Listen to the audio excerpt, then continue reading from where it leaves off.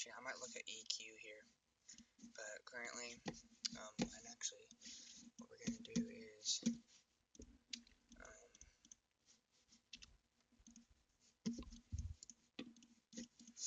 I also want to show you, something else as well. Hold on. What we're gonna do is, I'm also going to do my pre-market analysis journal. I'm gonna do the journal as well. Oh, you know what I forgot? It's a little bit of sugar. But oh well. Alright, trade recap. No.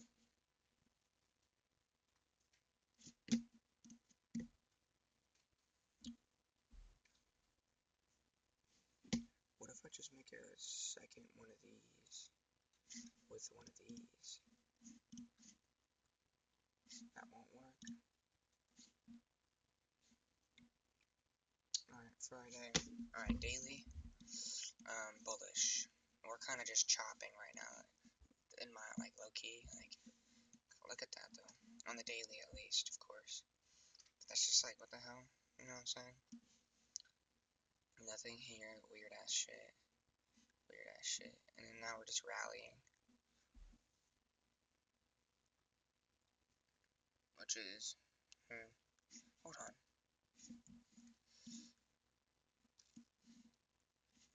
Dude, you know what's crazy? Never mind.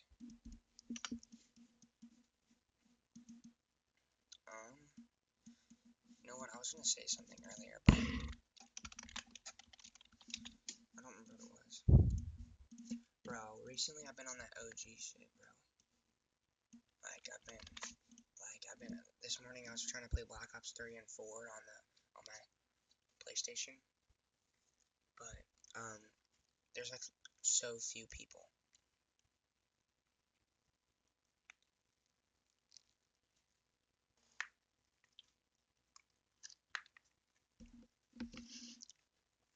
You know what would be the shit?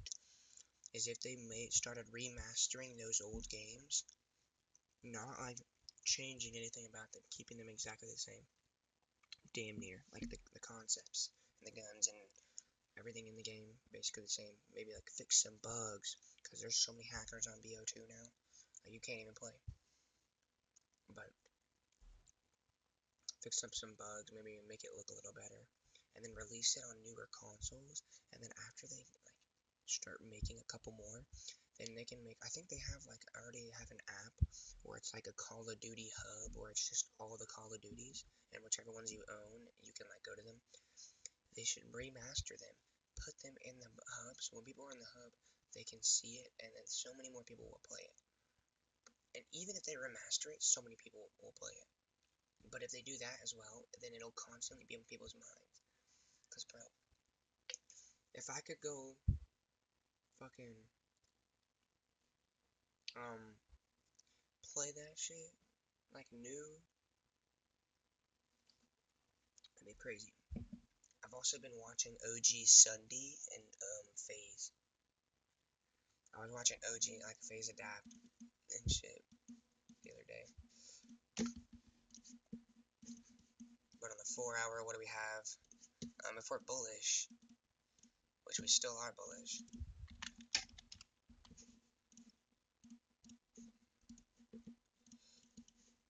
then we could just tap into that gap right there. Low key. It's actually looking pretty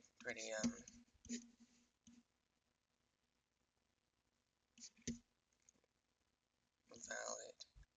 Maybe not, because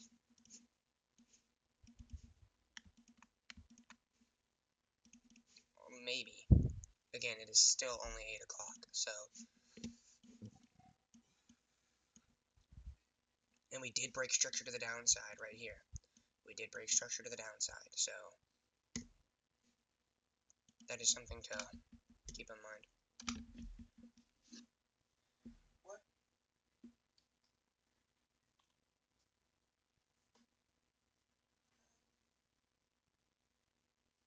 My cat.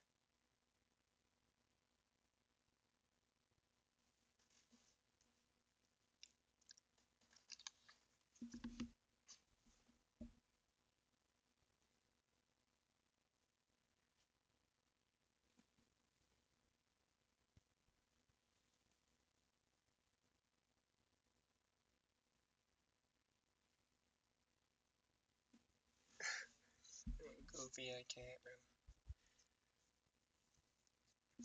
Alright, what do we have in the 15-minute? Hold on. Let's reset.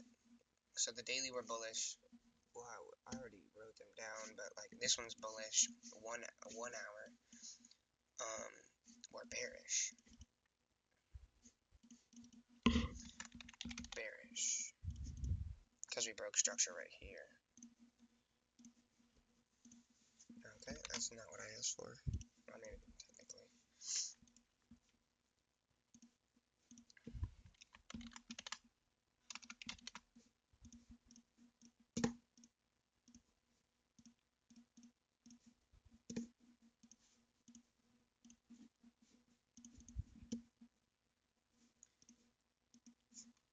Now we can do the 1 hour. 1 hour / 4 hour. And then we're gonna add it up in here. We'll look at it after. I mean, you guys are seeing here, but you'll at least be able to see what my pre-market analysis is. Like the journal.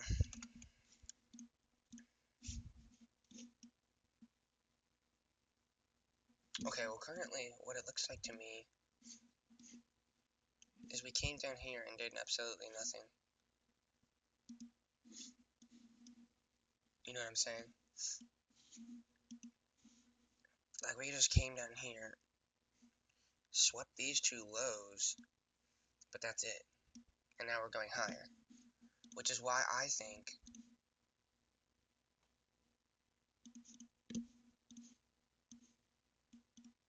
this is the session high, technically.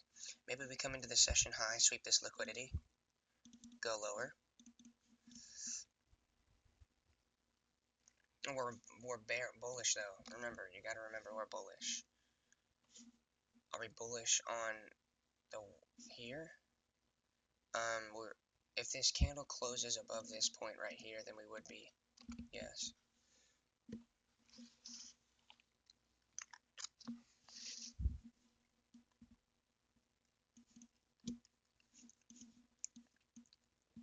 Actually, this isn't a session high yet because we're still not in New York session yet. So this could go higher than this point right here.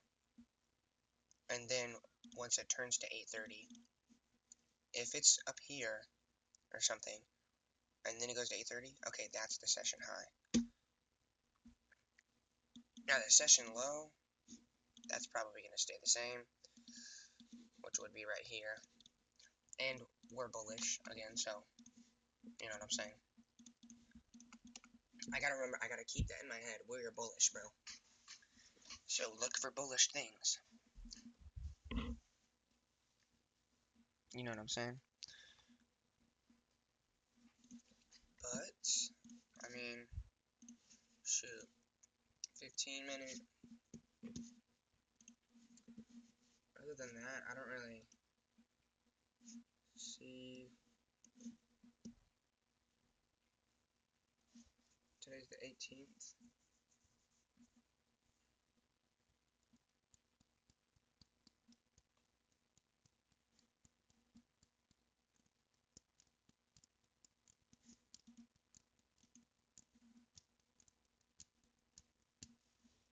Sorry, I'm just looking at this over here real quick.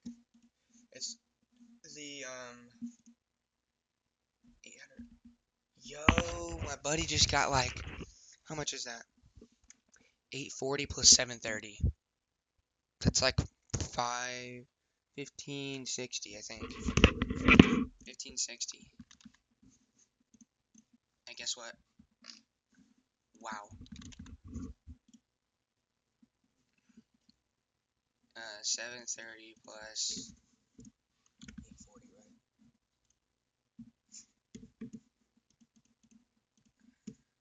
Damn. Brody got, when was this? Yesterday? Yesterday in the afternoon, he $1,500.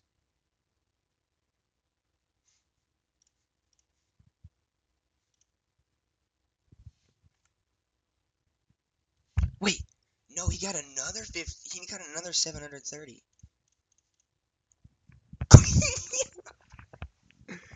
Yo! Now he just has 2,300 in the bank.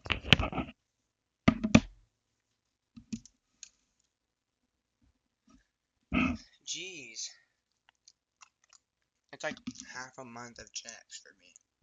And discount. I'm gonna get to that point and past that. That would be just the beginning. But I know Harry can do it, which means I can do it. Check out his channel, bro. It's HGB on YouTube.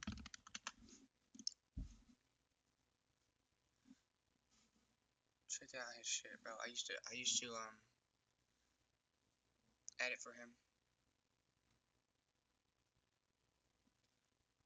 Right. Let me see the last one that I edited. Oh yeah. This is like he started like school was ending and stuff. So like I kinda ended around here. But we were also trying some new thumbnails and shit. But he said he'll need me once school starts up again, so whatever. But yeah, that's not the point. Go check him out, bro. HGB. Go check bro out.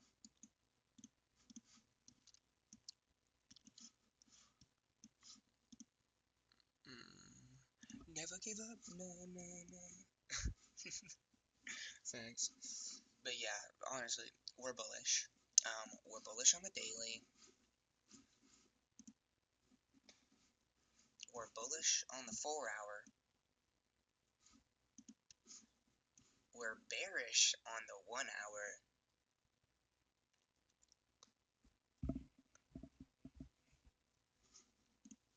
And bearish on 30-minute. And bullish on 15. Okay, hold on. So, what I want is I want 1 hour and 30-minute to break structure to the upside. That will confirm my whole bullish bias, and that will not give me like let's say they don't close, they don't break structure. Okay, well that doesn't confirm my bias, and now we have a mixture of biases within the time frames. We have daily bullish, 4-hour bullish, 1 hour and 30-minute bearish, 15-minute is bullish, 5 minutes also bullish. Like, what? We got half the higher time frames. Well, the two highest time frames are saying bullish, and then 30 and 1 hour are saying bearish. Now that's probably just like some retracement stuff that's happening with the break of structure. But again, you gotta wait. But yeah, we gotta see where market wants to move. We got like 13 minutes, and yeah, I'll see you guys during post market to see what trade we took. Alright, this is for day 18, not day 18, the 18th of July. This is my post market. I didn't end up recording it that day, but I'm wanting to do it now just because I want to make sure that that video is out and I have that video. Because I didn't trade today, or I guess that day. I didn't trade because it was choppy and there was like one entry and I missed it. So I just didn't, Oh, you know what? Hold on. First of all, next week we might be rallying. Retrace into this fair value gap, filled them. Now we're continuing higher, and we just filled 4-hour too. And we're not going down here. So yeah, probably longs. For sure, Long John Silver's on Monday for sure. Tuesday, Wednesday, maybe like one of them may be a retracement day. Let's see. But yeah, anyways. So essentially, there was like shorts, and that's about it. Was there any news? I don't think there was. Or there was orange news. Yep, there's prelim. And that's it. At 9 o'clock, which was not even... Price didn't even do anything then. We essentially just swept liquidity. And then we just, like, plummeted downwards. And there was literally only one entry here. Like, we swept liquidity. You could have called, what, this order block? Fuck. Yeah, fuck that shit. Hell no. Fuck no, baby. Um, this right here was the only like valid entry, and it would have been a short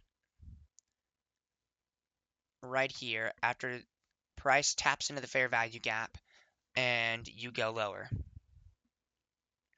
That's essentially really like all there is. We come up here, there's nothing really here aside from like this tiny ass gap. It didn't even get tapped into. Um, we go lower, and then we tap into that gap right there, and that's what I was waiting for. After I missed that, I was like, okay, well at this point, I can't really be shorting because I don't know where market's gonna stop. I could short like right here, market starts going upwards, and that's just kind of like not. You don't want to be shorting into like a retracement or something where it's gonna retrace and then continue into the direction that you're trading against. So I was like, okay, well, I'm not gonna really short anymore because that's risky. So I'm just gonna wait to see what market does off of this fair value gap because I already knew that gap right here was gonna be the retracement. I just didn't know where.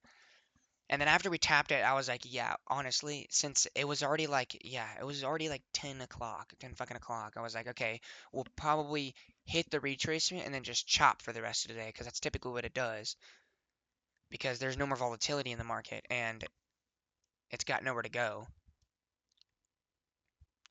So we just ended up like literally chopping.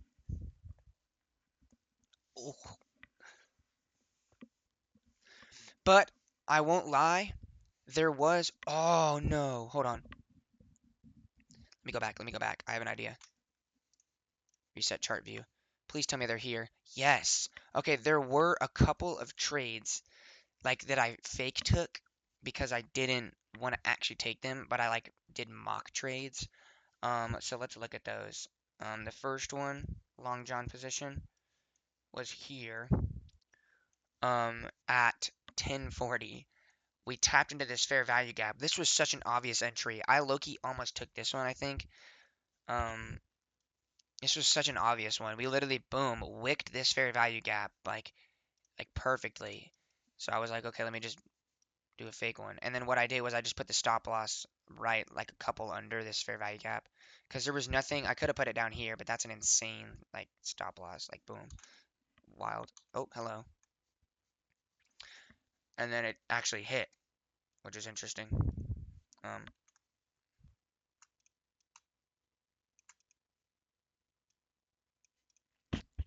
but yeah, there's that one. And then there was another one, which bet it's this one right here. Um,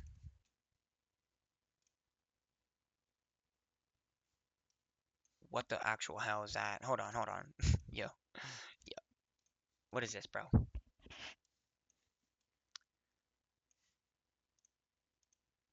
Okay, I'm not gonna lie, chat. I have no idea what that is. Can we not? I think it was because we retraced into this gap here, and I was just like, since I was just doing mock trades, I was like, okay, well, let me just do that too. And it actually worked, which I guess makes sense. And then there was this one, which again, literally the same shit. It's just fair value. That's what I've noticed. Back testing and all this, most of my wins are off breaker structure and fair value gap, but a lot of my losses are also the same. And I think those losses are just me not thinking straight. Because a lot of my wins are off retracements, like fair value gap break of structure. Like you go on my back testing, half of them are going to be fair value gap break of structure, and that's literally it. But yeah, we tapped into it, and I was like, okay, that's obvious. And then boom, barely hit. There's like yeah, that was like three trades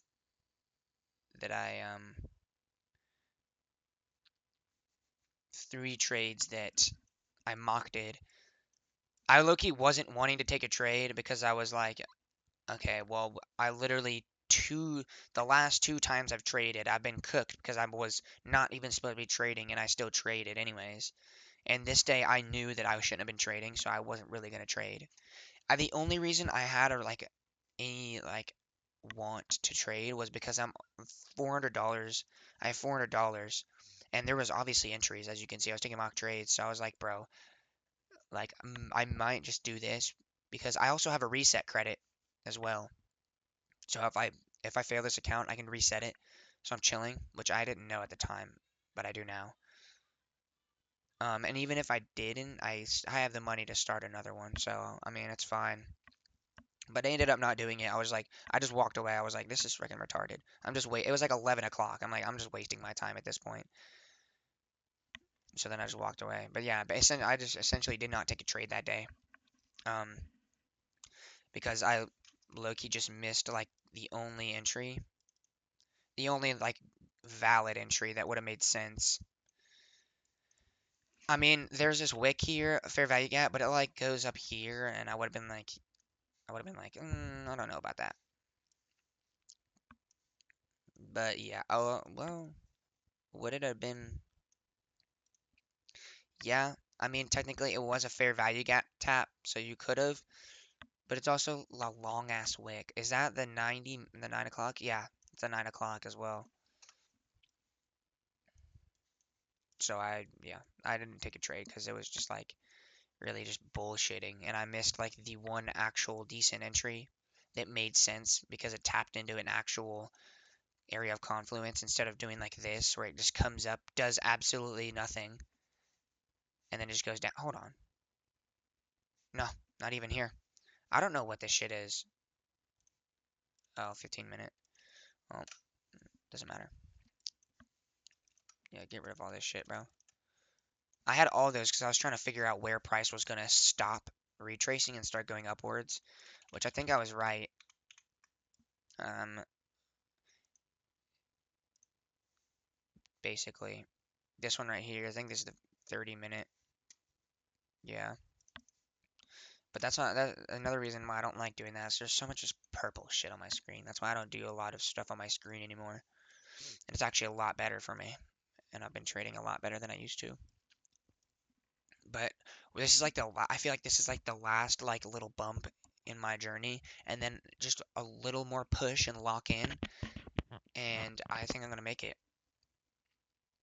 Just keeping that mindset, keeping it simple, remembering the rules, remembering the trading plan, keeping your emotions out of it.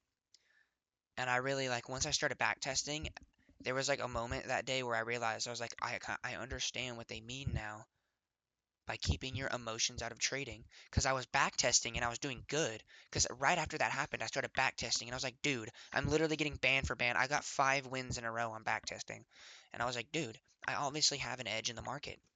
And then later on, I was like, dude, now I understand what they mean by taking your emotions out of trading. Just trade as if you're back testing. Like you care about the trade and what's going on, but you're not attaching. It's essentially just attaching yourself to the money. If you remove the money aspect of from it, it's essentially just looking at a chart and finding things inside the chart that are patterns that you follow to gain a profit and an advantage in the market, which is good to know and to have that mindset. But yeah, I mean, essentially, I didn't take. That's basically it for this video. I just didn't take a trade that day. I didn't do a post market because sometimes I don't because I'm a lazy fuck. But if you go check out my latest video, that kind of is explaining what I'm going to be doing. With the not with the channel, but how I'm going to be going about it. I'm going to be trying to like lock in more, doing better with stuff. I'm going to be trying to figure out how I can do like IRL um videos type videos. Kind of like if you go check out my, probably put it in the top right. HGB, he actually just got his first big payout a couple days ago, 2,400. It's pretty fucking good. He hasn't had a loss in 5 weeks. I used to edit for him, so I know that he actually put in the work and he's actually like it's for real. And I'm in his like Discord and stuff. We have a good time. But yeah, um, I know that if he can do it, I can do it 100%, and I know that I can do it because I'm just that guy. But yeah, go check out the latest video. You'll kind of see what I could get, what's going to be coming from this channel. Hopefully, I'm going to try and get some other social medias like TikTok and Instagram. I might just start making some TikToks and stuff. Just thinking of some like ideas, just so I can get myself out there and get my socials out there, get more people interacting and stuff. You know what I'm saying? But yeah, that's basically it for this video. Just wanted to make a post-market analysis so I could have this video out because I wanted, again, the whole point of this channel is to be a video journal for myself, and just if people want to look and people want to watch, then you can join for the ride. But this essentially is my video journal, so I want to have my trades in video form as a thing to look back on and see how, like, in fact, I may do that. I may go look at my old videos and see how shit I was and see how much I've grown. That's probably a good thing to do. But yeah, that's essentially what it's for, is a video journal. So having these videos out, if I have traded or not, or I lost anything, is just a good thing to have on there. But yeah, that's going to be about it for today's video. I will see you guys in the next one. Peace!